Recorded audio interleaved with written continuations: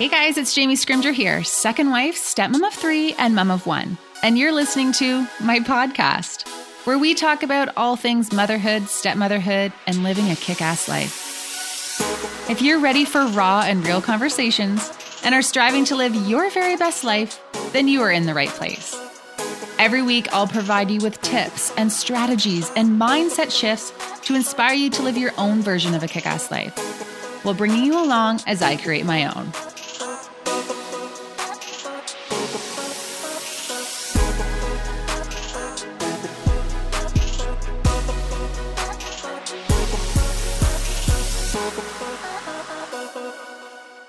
Hey guys, welcome to episode 2 of the Jamie Scrimger podcast. On this episode, I have Sarah Nicole from the Birds Papaya.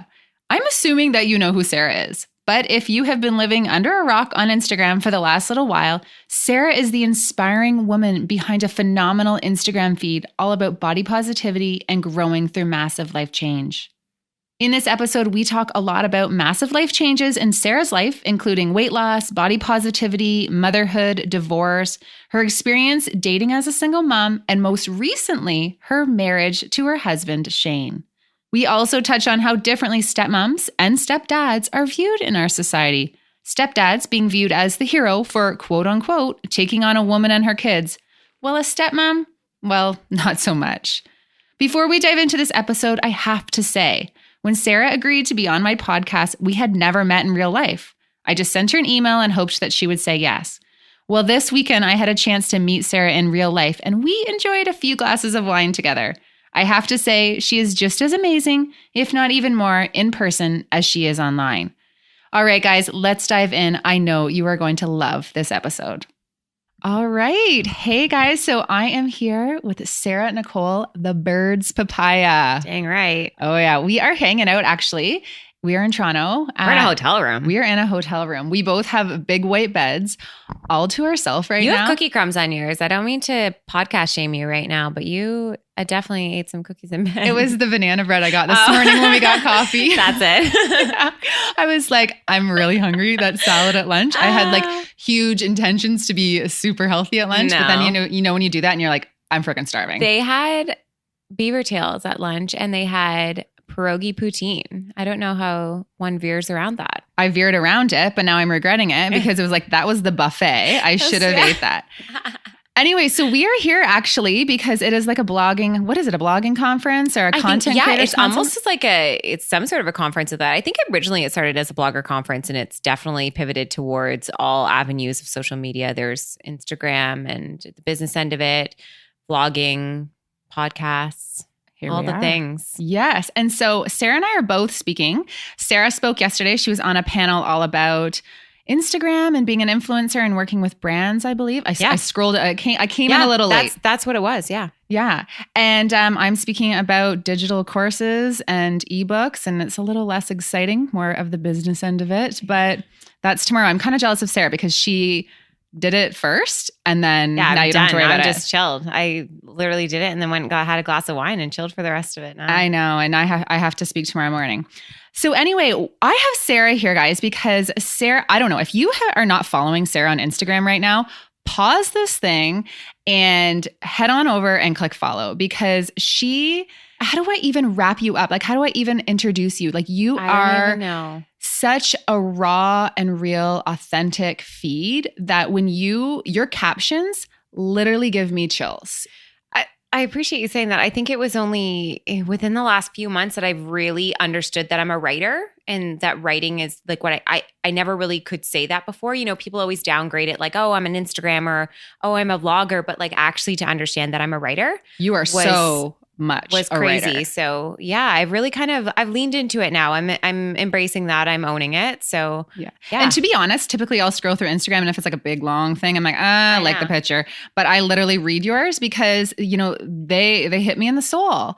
So You know what? I was going to try to do a little intro and like what your feed is all about, but I'm like, how did you get here? Like, how did you build this phenomenal community on Instagram? Okay, so I'm going to sum this up as briefly as I can because I hope that you guys will take a moment and kind of come over and like get to know me because it's hard to kind of put it into like a little bit of a capsule. But 10 years ago, I was a blogger. I was a stay-at-home mom, and I kind of found my voice by blogging and having some sort of a creative outlet outside of what I felt was my igloo of a home, right? I felt like very apart from everything else. So it was a nice way to kind of find that online community, and I loved it.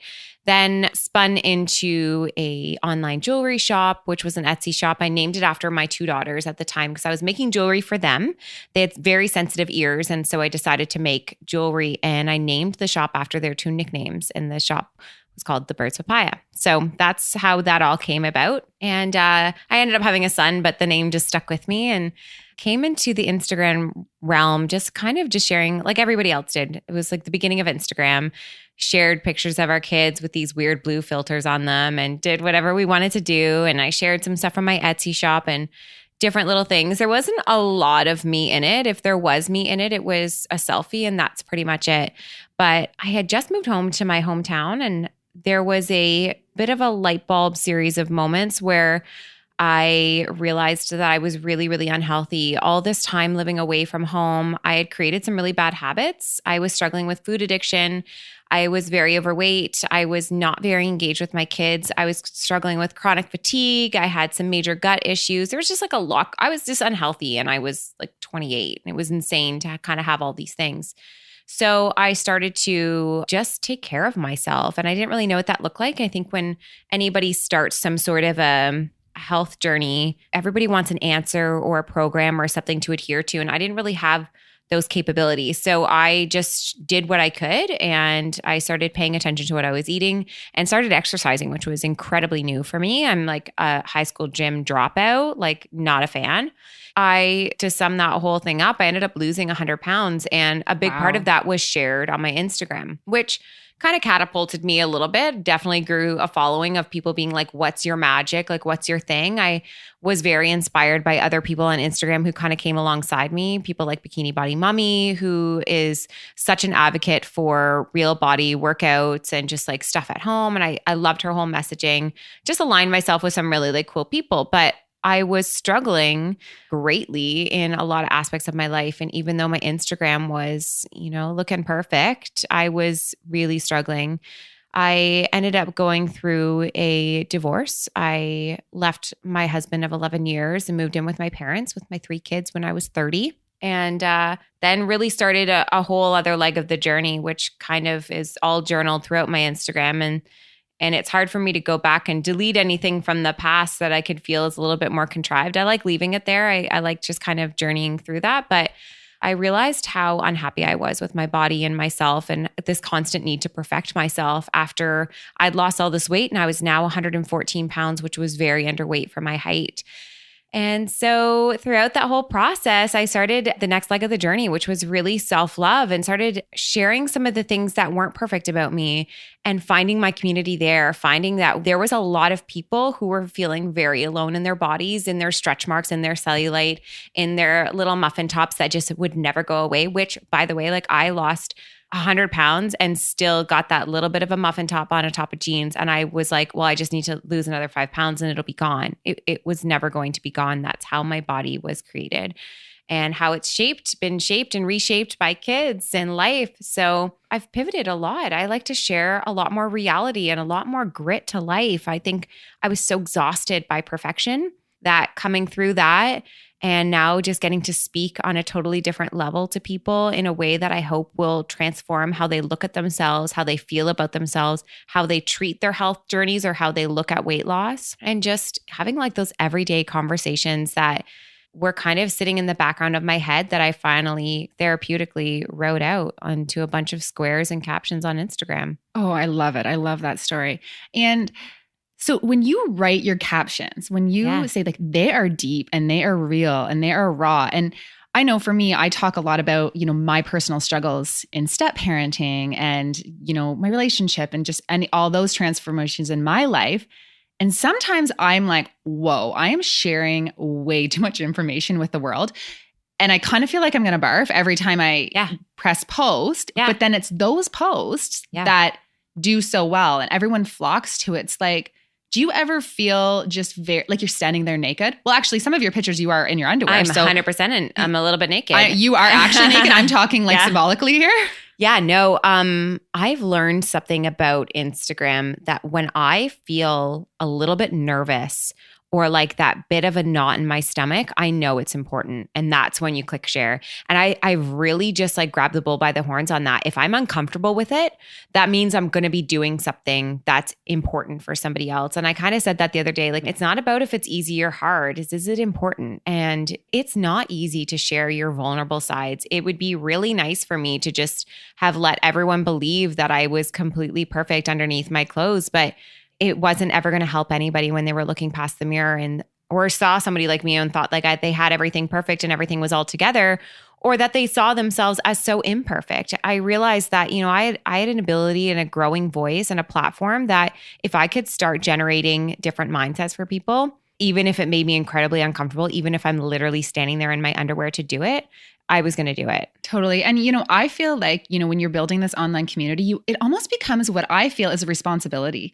that you have the ability to influence these people and let them know that the world isn't perfect, that everyone is struggling. So when you do have these big communities and you're acting like everything's all perfect, I feel like there's really no meaning behind it. Do you get what I mean? You just feel true. like I just saw A Star Is Born and I'm a little obsessed, but there's this one line in it and I'm totally misquoting it, I'm sure, but it basically what he's saying is like, you have a voice. What is it that you want to say to the world?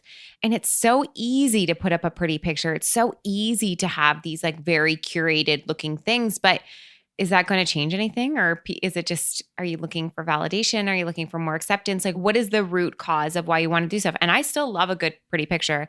You have a way of making like raw and real photos all of a sudden so beautiful and it looks curated, but it's so like, it's just such a great combination. Yeah, I've grown to appreciate. I think when a lot of people think of like Reelstagrams, you think like they have to just still be, you know, like a gritty phone photo or something like that. And that's not what it's about. It's like showing those vulnerable sides in such a beautiful way. I think a lot more brands are picking up on it. I think a lot more photographers are picking up on it. We're stopping the Photoshop and we're starting to become like a little bit in love with all the different angles of beauty, which are in the cellulite and they are in the little muffin tops. They're in stretch marks and they're in like boobs that have breastfed 3 kids. Like it is changing and we are craving it. Like society's craving it. I don't think the world is the same way it was 10 years ago or 20 years ago. And I don't think it should be. If you look at every single generation, there's different expectations on a woman and a woman's body.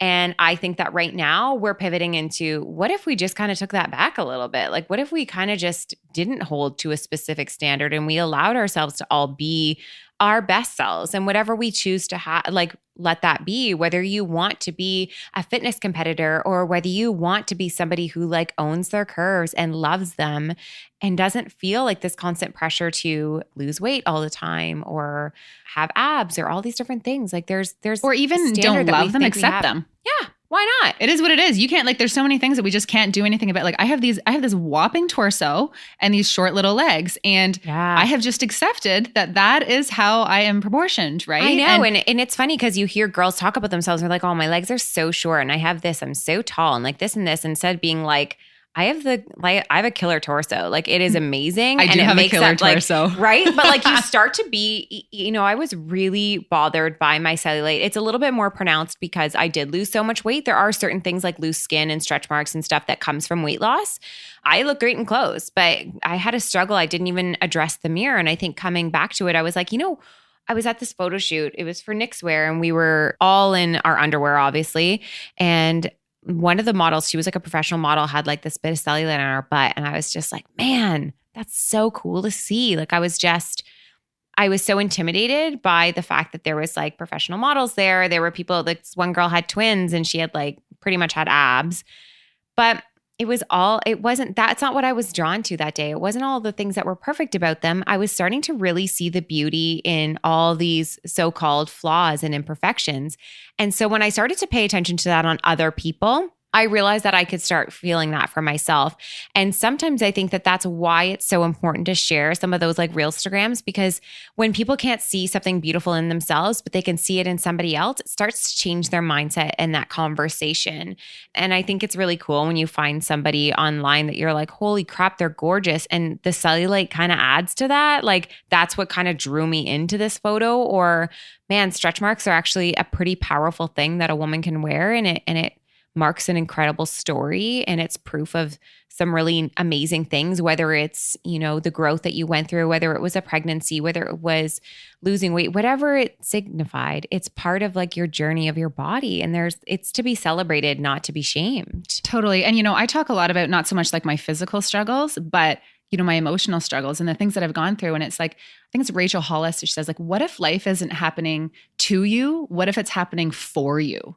Right. And all of this, Totally. Isn't that like, yeah, actually powerful. The first time I heard that quote, I was like, I had to wrap my head around it because I was a little confused at first. But then when I got it, I was literally doing a power walk down our, you know, small town road, and it hit me. I'm like, holy shit. Like all of the things that happened to me in my life have got me to this point and have made me the person that I am. If those shitty things haven't happened, then I wouldn't be here. And it's the same for you, right? Like if you wouldn't have, you know, needed that transformation or felt that need to change, what would your life be like? 100%. And even if that originally my change was stemmed from self-hate, like I can't lie about that. I didn't like who I was. I wanted to change it. But it was coming through that and changing all of it and being like, oh, I still don't like myself. Okay, back to square one. Let's get to the root of this issue. But I so agree with you, because in life as a whole, and I think you and I kind of talked a little bit about this, was it's really hard to appreciate all the good if you've never had anything bad.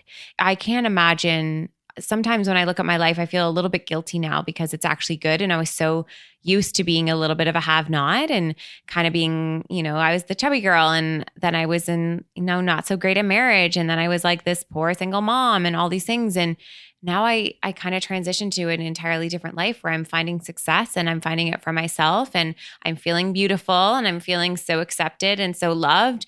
And I have an amazing family base, and I have an incredible now new husband. Right. And that is actually nice segue. That was I really good. I realized when I did my summary, I was like, ooh, should have mentioned that part of the story. That was a really good segue, because that is the reason why, well, obviously I wanted to talk to you for so many reasons, but that was the number one reason I wanted to talk to you, because you just had a huge transition. You are now married. So you went from single mom of 3. Yeah, I did. And you are married. I'm married, and I did not expect that. I think when I went into single motherhood, I pretty much realized that there was an impossible leg of the journey coming up in terms of dating, because I was either going to find somebody who didn't want kids, who already had kids, and I have 3 kids, or find somebody who wanted kids, or that fourth option, which is maybe just was chill and didn't need anything at all and was okay with whatever happened. And so I really thought that I was just going to ride this. I honestly was very happy being on my own. It was a struggle, of course. Like I think it's nice to have a partner that you share things with, but I felt so empowered being a mom on my own. I really loved that season with them. I felt so powerful. I loved the title single mom. Like I thought I'd be so ashamed of it, and it made me feel like so powerful. I loved the hustle that it kind of gave me and that fire under my butt that I'm like, no, I've got kids to feed and like mouths to fill like every day and I got bills to pay. Like there was a hustle and there was a lot to that I absolutely adored. But then I met this guy and he didn't have kids. He'd been married before, didn't have kids, loved kids, didn't need them himself, but isn't against it. And I was like, you got to be kidding. You got to make a choice, buddy. What do you want? Yeah, but also it was just, it put it back on me that it didn't need to be anything. And he was just kind of was able to come into our lives without this pressure to create a new one necessarily. Or think about what's next, right? Yeah, it's a zero pressure situation. Totally. And because, you know, the opposite is for me. So when I started dating my husband, I literally knew I was going to marry him in 2 weeks. Like it was just like, and you know, I remember listening to a podcast that you were on, I think Caitlin Bristow. Yeah. And you were saying that when you saw your now husband for the first time, you didn't like, it was like, this guy's going to be an important person in my life. Yeah, you that's just had exactly this feeling. like, it was just this gut. Oh, that guy's important. And I didn't know what that meant. And I let that kind of sit there and just, we became really close friends, but there was a bizarre factor to it that we knew was there. And there was not a lot of guesswork there. So, and maybe that's why the kid factor wasn't really a thing, because You guys were going to be together no matter what. we were going to kind be of thing? together. Like but it scared the crap out of me a little bit. Like, of course, like what if my kids hated him? What if I had to make a choice? Like all these different elements of dating with kids. Totally. Because, I said to my husband, so after like that 2 weeks, I think it was maybe we had been together for a month. Like this is very new. And I remember lying on the bed and looking at him and just saying, because he's 46 now. So we have a 13-year age difference. So he had done the 3 kids thing. He had, done the divorce thing. Like my youngest stepson was 5 at the time. So he was kind of out of that stage. And I looked at him and I said, you've done things in life that I want to do. Yeah. So we need to kind of have that conversation now. I just don't want to waste anyone's time. Because part of me was like, if we're going to have a baby, you're old. Like we got to get moving. I know. Guys don't have the same pressure we do though, do they? No, totally. But I also didn't want to be like, with a 4-year-old on my hip, like putting him at home or something. Yeah. You know what I mean? Like I know they can, but I know, at some point. But yeah, so talk to me about dating someone with kids. So we definitely knew that we were going to be together, but we didn't really make anything too official. It was kind of just us hanging out a little bit, but the kid factor was kind of huge. So very off the bat, we started hanging out in a group. And of course, as life happens and as we've always kind of known in terms of life kind of finding a way, the kids gravitated right to him. Even though we were in a group setting, they were right to him. There was a magnetic pull between them, and he was like, man, they're awesome. And I was like, thank you. I think when he walked into my house, my son shot him with the Nerf gun and my daughter told him that he had a juicy butt. And I was like, this could not be going worse. But he was just, I walked into the room at one point and he was playing a video game with my son. And I just like felt myself swallowing like tears away. I couldn't believe, frick, I'm getting like teary right now. Aww. I couldn't believe like witnessing such a bond between 2 people that didn't know each other yet was so strong, like magnetic, like truly magnetic, that it was like, okay, like this is family. Like this is what it's meant to be. And there was a choice there too. And I realized there was a lot of pressure on him, right? Like we're in a relationship. Now you've met my kids. They're falling in love with you. And secondary breakups are way harder on kids than anything else. Because if you get a divorce and you have kids, you both see them still. If you break up and they're not a parent, it's hard to kind of create that relationship ongoing. I know. And that's actually one of my biggest fears. I always say to my husband, I'm like, what happens if something happens to you? Like, I not only lose you, but I lose these 3 people who have become the most important people in my life. Like, I won't be getting them on a week on, week off basis. Exactly. Like, am I just done? Because you, as a step parent, you don't have those legal rights, right? You are kind of out. I know. And it wasn't even, I know it was more of a concern of mine, I think, but I didn't really say anything. And I remember one night we were all hanging out and I was like, I gotta go take the kids up to bed. And he's like, okay. And they all kind of scurried upstairs and I was the last one following behind. And Shane kind of quietly said, I love them, And I was like, what? And I kind of whipped around and I was like, what? And he's like, I know I love you, but like, I really love them. And he's like, and I just want you to know that like, if anything happens, like I'm not going anywhere. Like I will continue the relationship with them if that's okay with you. So I don't want that to be an issue or something you worry about. And I was like, how the hell did he know I was even worrying about that? But it also took a lot of pressure off the relationship. Coming out of like a marriage where I kind of felt stuck, there was part of me that's like, oh crap, what if the kids love him? What if everybody loves him? And I suddenly am like, oh no, like I want out and I don't feel like I can.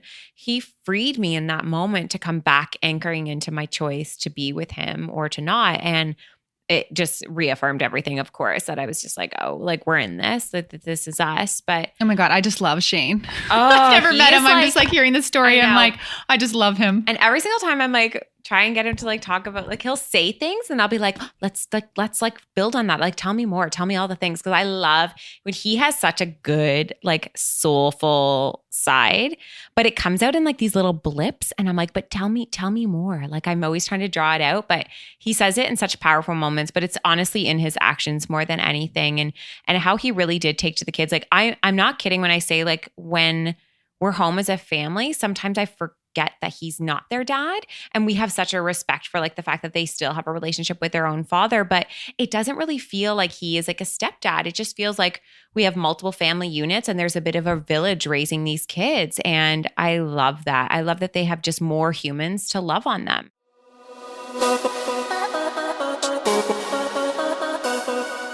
This podcast is brought to you by my ebook, 101 Ways to be a Kick-Ass Stepmom. From how to navigate your relationship with your husband's ex-wife, to how to stop feeling insecure about being the second wife, to what to say when your stepkids say, I don't have to listen to you, you're not my mom, to how to introduce an ours baby into your blended family crew, to how to minimize conflict even when the ex seems to thrive off it, to how to get on the same page with your husband about all the things, and so much more. This ebook shares my top 101 tips, strategies, and mindset shifts for stepmoms who are ready to live a kick-ass life. To check it out, head to www.jamiescrimger.com/ebook. You know, for the longest time, I was like feeling guilty about so many things, like feeling guilty that I felt like, you know, my stepchildren, I looked at them as my own. I felt guilty that we were doing all these things together and maybe, you know, they weren't experiencing that with their mom or vice versa. Like just so much guilt around the dynamic, right? Oh, I can see that. And then all of a sudden I'm like, no. And, you know, just to back up a bit, I also would feel guilty when we would do things with my daughter, like because my husband and I have a daughter together without them, right? You know, if we would go away for the weekend and they were with their mom or whatever. But then it's like, there's this concept of subfamilies, and it's literally changed the way I looked at everything to do with step family dynamics. So it's like, you know, you, Shane, and the kids, you guys are a family. And, you know, but you and the kids are also a unit within that family. And then they have another family, right? Like it doesn't make, you know, just because you have those extra people in your life doesn't mean that someone's overstepping. There's so much love to go around, and you can just add to the kids' lives. Like a lot of stepmoms will think, you know, they will view, you know, the kid's mom as a threat or vice versa. And it's like, no, I know for me, there's things that I'm really good at, and I'm in like the relationship that we have. And maybe they don't have that same dynamic with their mom in some ways, but then there's things that she's really good at that I'm not good at. Like there's just like, so much love to go around. Like we can all like feed off of each other and just raise kick-ass kids. It really is a village. And it's funny because like Shane, even coming into it, I'm not kidding. He does the homework with the kids because I'm so bad at it. I'm always like, if you're not learning it in school, like I'm not doing it for you. Like ask somebody else. Like that's your responsibility. And I don't know anything past grade 3 math. Like no. And Shane like sits there at night and like does all the schoolwork.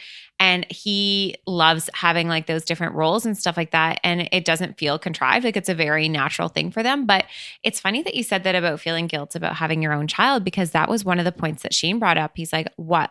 He's like, I don't know that we should have a kid because what about them? Like what happens when we do something and they come home and they're like, wait, what? Like you guys went to the movies or you did this? Like, just that guilt of it's like an open dialogue that we get to be with all the time and that they don't get to be with all the time. But I mean, ongoing conversation. Like, your life doesn't, like we always say, like, you know, when you go to your mom's, you get to do so many great things, right? Yeah. So say they go on a trip to even, you know, down south or something, Reese isn't going to get to go, and all of her brothers and sisters get to go too, right? So it goes both ways. So we're really open about saying, you know, your life doesn't stop. We can't just sit here and stare at the wall until you come back. So it's about kind of finding that balance too, and having that open conversation. I love that. But it's tricky to navigate. It definitely is. I think it's creating emotional maturity in children though. And it's not in a way that's pressurizing them through things, but we kind of do this thing as parents where we overly protect them in a lot of ways. We don't want them to experience too much of the big things in life. And then they come into the big things in life and they have to kind of grow through that.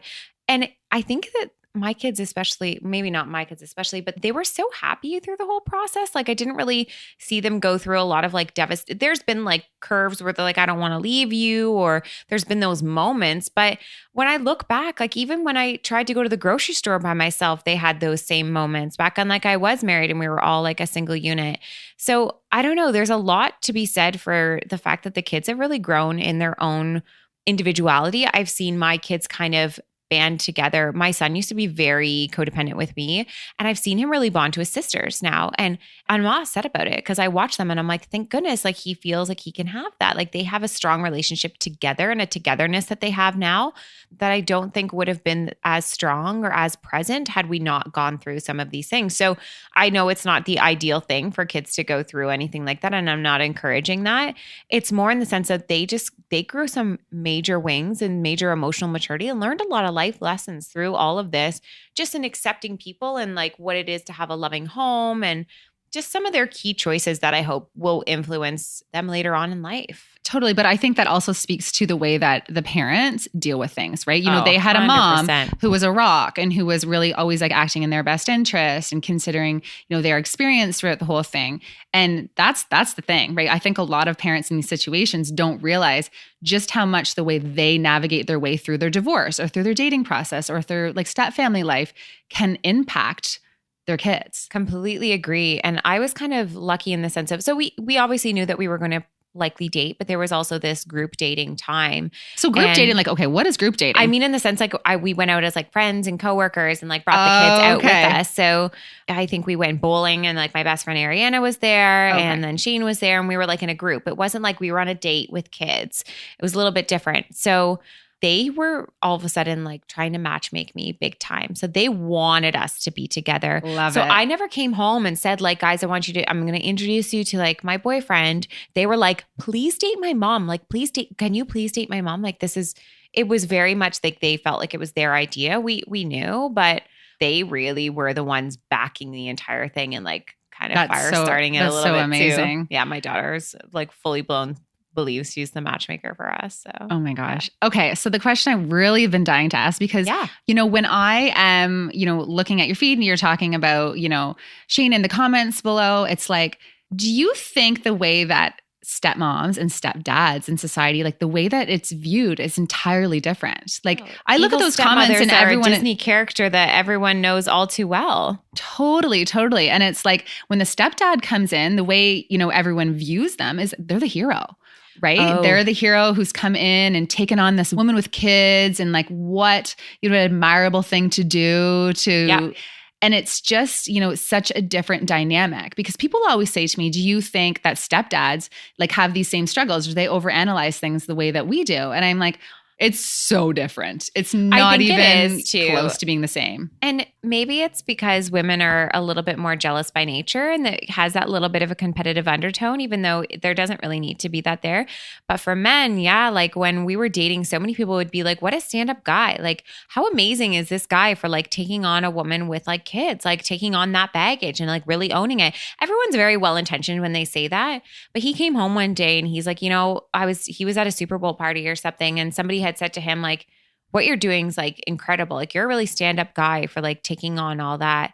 And Shane's like, and it was weird because I just felt like I feel like I'm the lucky one. I feel like I'm so fortunate that I got not only like this amazing woman to date, or I don't even know what he said. I'm probably putting words in his mouth now, but he gets me, but he's like, I get these like 3 awesome kids too that I love hanging out with. He's like, I've gotten so much out of this. Like I don't see it as that I'm doing something stand up. I feel like I'm just doing what I was meant to be doing. And it was a really neat perspective to hear that from him because I think I always felt a little bit, you know, when your kids like puke or like something happens, you got slime on some bedding and carpet. And I was just like, oh, the slime. You feel like it's my kids. Like, oh crap. Like, sorry, Shane. Like I felt like I was now me and the kids and there's Shane. And he kind of took those walls away and was like, no, like we're still a unit. We're still an us. It was more my guilt and my need to just like feeling like we were baggage instead of feeling like we were a unit that should be like such a cool care package, right? So we actually had this one girl, she's an influencer. I love her, Jody Black. She is such a cool human, but we met her doing an event here in Toronto and we were talking about how we were getting married this summer and stuff like that. And I said about how I have kids and she looked at him. She's like, oh my gosh, how lucky are you? You're not only getting a wife, but you're getting 3 kids. Oh my God, I love it. I looked at her and I was like, nobody has ever, and Shane and I both were kind of taken aback. We're like, nobody has ever said that to us. And her husband starts to laugh and he's like, yeah, like even when like she met me, she was like, oh, wouldn't it have been cool if you had had kids? Like I would have loved to have like just like that idea and that notion that I hope we come into more in the future where wouldn't it be cool? Because I didn't even have that. Honestly, I was in going into the dating world being like, I don't want anybody who has kids. I have 3 kids. I got a lot going on. I don't want any more going on. That was my mindset. And I was the single mom. So I can't imagine like we need to change these conversations because sometimes I look at it and I was like, okay, had Shane had kids, would that have been a deal breaker for me? Like I would hope not, but I kind of had to but it would have made things a whole lot it. more complicated, right? When Of you're more blending 2 complicated. families, it's absolutely more complicated. But I would hope that I would have been like, oh my gosh, I get to take on little mini Shanes. Like, yeah, no, this totally. is cool. But you know, to go back to what you were saying about like the hero thing, like how, you know, great he is. No one says like, so when a stepmom starts dating a man with kids or marries a man with kids, ultimately, You probably meet him a decade later and you're still a homewrecker. well, it's like you're a home, yeah, you're a home wrecker. Or, you know, I always say like when you're a stepmom, you are damned if you do, you're damned if you don't. So if I you're like agree. too involved, it's like you need to back up and you need to, you know, respect your place and know, you know, what your place is and respect the role that their mom has. And then if you're not involved enough, it's like, are you not taking your role seriously? Like, are you not taking this serious as a parent? Do you resent the kids? There's like this assumption that you have this begrudge against the kids and that you wish they weren't around, when it's like, no, I wanted the kids there. I loved when they were there. Yeah, there was a huge transition because I was like 26 years old, 0 to 3 kids was a bit of a transition. Of course. But I loved when they were there because our house was full. There's a different energy when kids are in the house. And as much as it's like quiet and you get like, I always love it for about 10 minutes. And then I'm just like, I miss it. Like I miss the disaster. I miss the chaos. Like I really do enjoy that. But I was following along on a commentary online one day where this woman was talking, she was a stepmom position and she was coming into this situation where she was married and I guess her husband had like a toddler who was just learning to speak and called her mom and started calling her mom, but also calls his mom. He just saw it as like, these are the women that love me, mom. And she was like, I don't know what to do because the other mom is like so hurt by this and so upset. And we're trying to like redirect the child to like not call me mom. And it kind of broke my heart a little bit just because I was like, that's a lot of pressure on the kid. That's a lot of pressure on the kid who just is looking at different women who love him and calling them a name. And there's part of me that really hopes that my kids one day get these relationships with another woman where there's probably going to be a lot that I can offer my kids and there's going to be a lot of things that I can't. And if another woman comes into their life and is anything of a mom to them and they choose to call her mom as well, it doesn't replace me. It doesn't replace my role.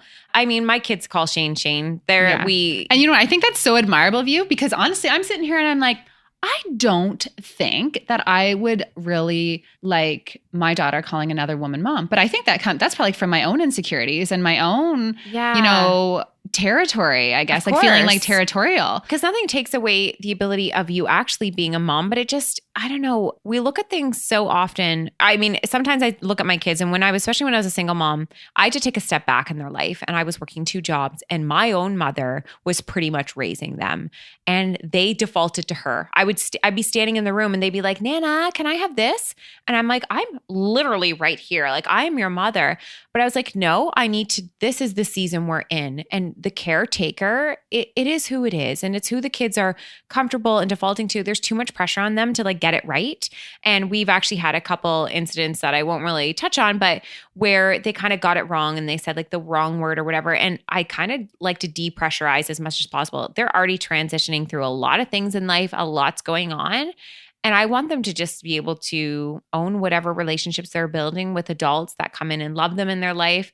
Not worry so much about how I feel, how he feels, how anybody feels. Not their problem. Our emotions are not your responsibility. Absolutely. So I kind of am trying to empower that as much as possible. My kids are a little bit older, so I'm lucky enough to have those conversations with them. But I can't speak for all sides there, but that's definitely my angle. I want them to feel very loved and be able to give love back without feeling, if they have a stepmom in their life and they're like, I love her, like all this stuff, I don't want to feel like crap about it. I want to be like, thank you for not hating whoever's in your life, because everyone forgets that's the other side. You could have a kid that's really struggling to like their step parent. The best case scenario is that they love them. Totally. Because you know what? when you hate someone or you're having, issues with someone in your house, and, there's been times with my stepchildren that's like, we just have tension just because they're going through that stage in their life and parenting, and, parenting's not always all hearts and sparkles. But I've even said that I can't imagine that that'd be one day, but what it would be like to live with that tension every single day. You know what I mean? Like that is just not a great way to be raised and a great way to live.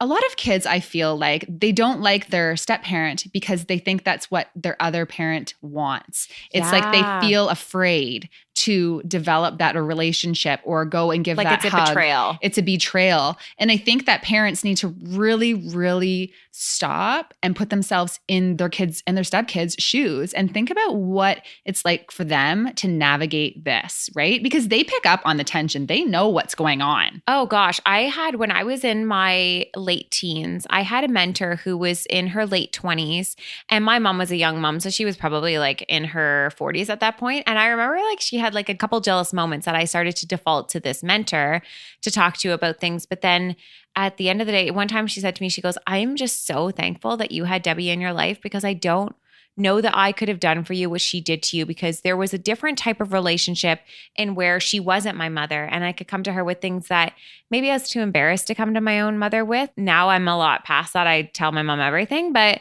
at that time and in that season, I was like, yes, like, she was this other kind of, not a parent, but another really big influence that I was defaulting to. I mean, I think the one point that my mom was actually sad about was when I told my mentor that I was pregnant before I told my family. But my reasoning in that is I was just very scared. I was a very scared pregnant girl, and I wanted to tell somebody that I knew would de-escalate how I was feeling. And help I know you telling do my that mom, conversation, it would have been instantaneous love for that child. And I was so scared of like, what if something goes wrong? I don't want to break my mom's heart. That was where I was coming from. But all these years later, it's so funny to hear my mom reflect back now and talk about how she really admired the relationship that I had with Deb, and that it was things that she couldn't do and conversations that she couldn't have with me. And I was able to find that with somebody. And I think that that's kind of, when I look back, if I take that same thing and I apply that to whoever my kids are meeting, as long as I think that it's a loving experience and a good influence, I want them to have it. Oh my God, I love it. Okay, I could talk to you all day, but we have to, I think we've gone long. We're going to wrap. Really? I don't know how far we wow. go. Yeah. You know what? Oh my gosh, it's such a good chat about this. I'm such a talker though. I could talk about life forever. I love when people want to talk life with me. I love talking about life too. And I love talking about challenges and like getting deep and just how it's brought us to where we are now. Because you know what I mean? If you really think about it, if you hadn't gone through what you've gone through, you wouldn't be here speaking at this conference. If I hadn't gone through what I've gone through, I wouldn't be here either. Right? Like the things we go through get us to where we're at now. I so agree. And it's funny because I think when we grow up, we always think that our life is going to be like this perfect storybook and that things happen in such a progressional line. And now that I'm at the point in my life now where I realize that everything is kind of in chapters. Sometimes friendships are just a chapter, and sometimes relationships are just a chapter, and sometimes really hard times are a chapter. And sometimes you go back and you read the book and you realize that those chapters are harder to read and they're harder to look at, but they make the story so much more full of life. And they also make the final chapters so much more renewed and stronger than they were in the beginning. You are so refined through your experiences. And to be honest with you, even though I kind of used to have this like cookie cutter life, I'm so much more in love with having a bit of a messier story because it actually really empowered my own voice through it and really took away a lot of the judgments that I felt towards different people and different situations. And it's a very humbling experience. Totally. And think about how many people you've helped and empowered and, inspired from all of the stuff that you went through. I hope, and that's kind of the thing is, like I said, I was a bit of a have-not. I had a lot of like dark years. I struggled with a lot of depression and post-traumatic stress and being overweight and being really unhealthy. And sometimes it's nice to be able to come through it and turn around and just like help the next girl through the door, right? Yeah. Like just help the next person understand that it's not, hey, look what I did. It's there is another side to this and I want you to experience it. I don't want you to live in whatever it is you're feeling, but you got to choose it too. Yeah. And I was just literally thinking that in my head is you have to make the choice to change. Like if you don't like the life that you have right now, you need to change it. You can't sit around complaining or mulling in your struggles and, sitting there thinking about all the things that everyone else has. Like you have a choice on how you deal with your struggles, and you can let them define you, or you can let them inspire you to move to a way better spot. And that is on you. Like whatever your struggle is, that is on you. And I'm not talking to you, I'm talking to people listening. No, I know. And I think that there's a lot of pressure to do things in a certain timeline. And a lot of people will come to me and be like, how did you get the courage to like leave your marriage? Or how did you get the courage to like go home and like basically decimate your life and rebuild it? And I always tell people, I said the words, I want a divorce. And 3 years later, I walked out the door. There's a lot that goes on in the in-between. It's like one day at a time. Like and so it literally seems is. like everyone just hears about it on this one side and they're like, well, what happened? And they think it's all in one day. But there's a lot that goes on. There's a lot of stories that are going on. And there's a lot that you don't know. I never really share why my marriage ended. And that's something that I'm holding because I have little hearts to protect. And that's okay. It's okay to not answer everybody's questions about it. But it also wasn't a singular day and a singular moment in which I just walked out of the house and never looked back. And I don't believe that anybody completely decimates their life and flatlines everything they've built to create an entirely new foundation and rebuild unless they really need to do it. But the rebuild is always better. You learn all the cracks of the walls of the first house, so you know exactly how to build the second. That reminds me, I always say, like my husband, like I get a better version of him because of what he went through, right? Life refines us. Crap happens and we can grow through it. Like you just said, you can grow through it or you can like let it kind of cripple you. So might as well grow through it. Let it empower you. Well, yeah, because I feel like it's a long life sitting there being mad all the time or feeling like the victim. Like you have the ability to make the change. And I so agree. But it's not easy, right? No, and, gosh, no. And I think that, when you have this online platform and people will be like, oh, she transformed her life. Like, look how easy it is. Or, I even had someone on my Facebook the other day, just a little raw about it, just saying like, oh, your life is just so perfect. You don't have any step family struggles. I'm like, excuse me? Do you want to rewind a bit and go back? Like my struggles got me to this place. Yes. Right. And you just dealt with them. I just dealt with them, and I dealt with them in a very deliberate way, but it wasn't always all hearts and sparkles. Well, it's still not hearts and sparkles, but it wasn't an easy journey. No. Right. And I think that's what people need to remember. If they want change in their life, like you got to buckle up. You're going to have really bad days. You're going to have hardships. You're going to have like times when you go through your day feeling like you're going to cry. Oh, but it's humbling. You have to humble yourself. Do the work, but it's not like, if you want change, it's not going to be easy, but it's going to be so worth it. Oh, I agree. Yeah. It is not easy, but definitely it's worth it. Awesome. Worth it. Okay, thank you so much, Sarah. Like Thank this you. talk was so good. I can't wait to hear it back. I'm gonna listen to it, even though I was here. Awesome. Okay, so where can people find you? I already told them to go follow Birds Papaya, but we're telling you again. Yeah, Birds Papaya on Instagram. That's kind of my wheelhouse. I do have a blog as well. That's a little bit of an extension accessory to my Instagram.